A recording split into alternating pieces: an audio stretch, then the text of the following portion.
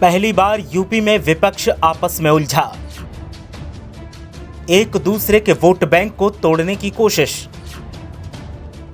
सत्ता पक्ष को घेरने में नहीं, आपस में एक दूसरे को गिराने की जुगत।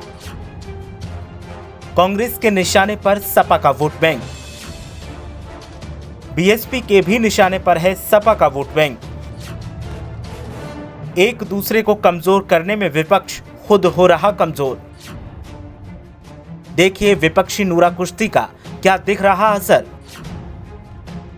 देखिए कैसे विपक्ष खुद बन सकता है बलि का बकरा। देखिए अगर यही हाल रहा तो फिर क्या विपक्ष का होगा भविष्य। अक्सर कोई न कोई नेता अपने बयान में कहता दिखता है कि 2014 के बाद से देश में विपक्ष खत्म होता जा रहा है और अब उत्तर प्रदेश में जिस तरीके के हालात देखने को मिल रहे हैं वो बताते हैं कि विपक्ष किस तरीके से खुद को ही खत्म करने की कारगर कोशिश कर रहा है।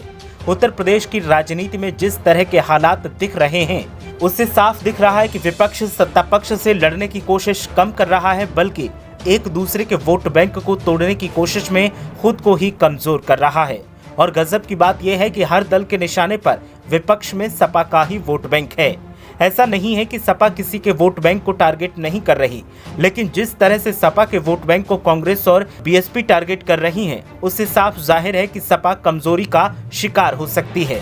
अगर सपा के शीर्ष नेतृत्व ने मामले पर जल्द गंभीरता से विचार नहीं किया तो फिर आने वाले वक्त में एक बड़ी परेशानी खड़ी हो सकती है। सूबे में योगी सरकार से मुकाबला करने के लिए प्रमुख विपक्षी दलों के बीच ना तो किसी तरह का कोई सियासी तालमेल है और ना ही कोई गठबंधन। ऐसे में खुद को एक दूसरे से 20 साबित करने की होड़ मची है। सपा, बीएसपी और कांग्रेस तीनों ही दल एक दूसरे के कोर वोट बैंक को साधने में जुटे हैं। इस तरह से यूपी के तीनों प्रमुख विपक्षी दल वोट ट्रायंगल में फंस चुके हैं। ऐसे में देखना यह है कि शहमात के खेल में कौन बाजी मारता है। कहा जाता है कि दूध का जला हुआ छाछ भी फूंक कर पीता है और ये कहावत आत्मसात करते हुए सपा अध्यक्ष अखिलेश यादव इस बार किसी बड़े दल को साथ लेने के बजाय छोटे दलों के साथ गठबंधन के फॉर्मूले पर काम कर रहे हैं। अखिलेश यादव सत्ता में वापसी के लिए हर संभव कोशिश में जुटे हैं। ऐसे में उनकी नजर बीएसपी के असंतुष्ट नेताओं को जोड़ने के साथ साथ मायावती के कोर वोट बैंक दलित समुदाय पर भी है, जिसके सहारे अपनी चुनावी वैतरणी वो पार लगाना चाहते हैं। मायावती के साथ गठबंधन टूटने के बाद से ही अखिलेश यादव सूबे में दलित वोटों को अपने पाले में लाने की कोशिशों में लगातार लगे हैं। अखिलेश ने पहले बीएसपी के तमाम दलित नेताओं को अपने साथ मिलाया। बीएसपी कोर बैंक दलित समुदाय को साधने के लिए अखिलेश यादव बीएसपी के महापुरुषों को भी अपना रहे हैं। सपा ने 14 अप्रैल को अंबेडकर जयंती पर दलित दिवाली मनवाई। इतना ही नहीं, समाजवादी पार्टी लोहिया वाहिनी के तर्ज पर बाबा साहिब वाहिनी बना रहे हैं। इतना ही नहीं, अब सपा के हर पोस्टर में लोहिया मुलायम सिंह के साथ डॉक्टर अंबेडकर की तस्वीर लगाई जा रही है ताकि दलितों के दिल में जगह बनाई जा सके। दरअसल 2012-2017 के विधानसभा चुनाव और 2014-2019 के लोकसभा चुनाव में बीएसपी के हुए बुरे हाल के बाद ये माना जा रहा है कि मायावती का दलित वोट बैंक से एकाधिकार खत्म हो चुका है। यूपी में करीब 22% दलित मतदाता हैं, जिनमें करीब 12% गैर जाटव वोट हैं।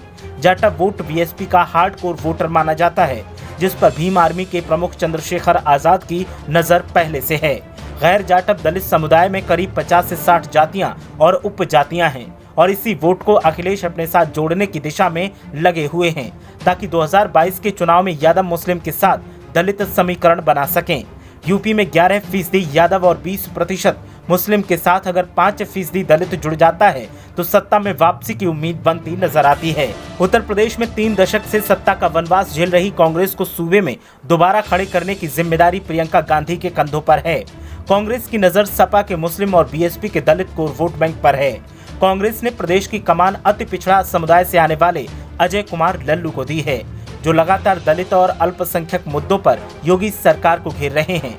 इसके अलावा कांग्रेस का यूपी अल्पसंख्यक संगठन सूबे के मुसलमानों को साधने के लिए तमाम तरह के जतन कर रहे हैं। यूपी में करीब 20% मुस्लिम मतदाता हैं, जो एक समय कांग्रेस का परंपरागत वोटर रहा है। 1990 के बाद मुस्लिम वोटों की पहली पसंद सपा और दूसरी पसंद बीएसपी बन गई।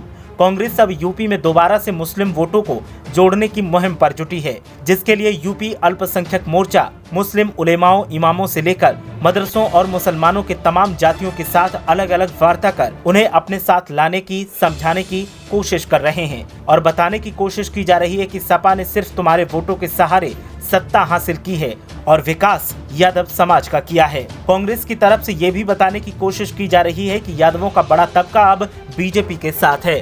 कांग्रेस नेता ये भी मुसलमानों को समझा रहे हैं कि CAA NRC के मुद्दे पर अखिलेश यादव चुप्पी साध कर बैठे थे, जबकि प्रियंका गांधी और कांग्रेस पार्टी खुलकर आंदोलन के साथ खड़ी रहीं।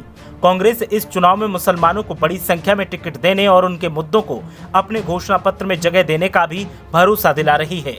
कांग्रेस की नजर BSP के दलित वोट बैंक पर भी है। दलित मुद्दों को कांग्रेस और प्रियंका गांधी आक्रामक तरीके से उठा रहे हैं।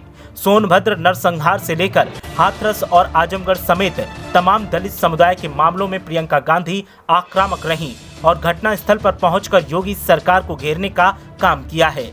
इतना ही नहीं, कांग्रेस और प्रियंका गांधी भी आरोप लगा चुके हैं कि मायावती विपक्ष के तौर पर बिल्कुल भी नहीं, बल्कि बीजेपी के प्रवक्ता के तौर पर काम करती रही हैं। दलित वोटों को साधने के लिए कांग्रेस ने हरियाणा के प्रदीप नरवाल और महाराष्ट्र सरकार में मंत्री नितिन राउत को लगाया है। ये दोनों ही दलित समाज से आते हैं। उत्तर प्रदेश की सियासत में 2012 के बाद से मायावती की पार्टी BSP का ग्राफ नीचे गिरना शुरू हुआ और 2017 में सबसे ज्यादा निराशाजनक प्रदर्शन रहा। लेकिन 2019 लोकसभा चुनाव में 10 सीटें जीतकर BSP दूसरे नंबर पर रही। वहीं 2022 के चुनाव के लिए मायावती ने लखनऊ में डेरा जमा रखा है और उनकी नजर सपा के OBC वोटर पर है। BSP ने अपने सेक्टर प्रभारियों को साफ निर्देश दिए हैं कि OBC समुदाय के कैंडिडेट की तलाश करें और हर जिले में कम से कम 2 सीटों पर OBC के नाम भेजें। इसके अलावा पश्चिमी यूपी में मुस्लिमों को बड़ी संख्या में टिकट देने की रणनीति मायावती ने बनाई है। मायावती के निशाने पर इन दिनों बीजेपी और CM योगी आदित्यनाथ से ज्यादा सपा प्रमुख अखिलेश यादव और कांग्रेस है। विपक्षी दलों में कांग्रेस और BSP की तरफ से जिस तरीके से समाजवादी पार्टी को टारगेट किया जा रहा है, उससे साफ जाहिर है कि समाजवादी पार्टी वर्सेस बीजेपी का जो मुकाबला उत्तर प्रदेश में देखने को मिल रहा है, उसमें बीजेपी तो बढ़त के साथ आगे बढ़ रही है, लेकिन कांग्रेस और BSP की खींचतान की वजह से सपा को नुकसान उठाना पड़ सकता है। मामले में तमाम सियासी जानकारों का कहना है कि समाजवादी पार्टी को अब बेहतर रणनीति के साथ काम करना होगा ताकि BSP और कांग्रेस की रणनीति जो उसके वोट बैंक को तोड़ने की है वो फेल हो सके और समाजवादी पार्टी अपने मकसद में सफल हो सके। लेकिन ये होगा कैसे, वो आने वाले भविष्य में पता चलेगा। ब्यूरो रिपोर्ट, मीडिया हलचल।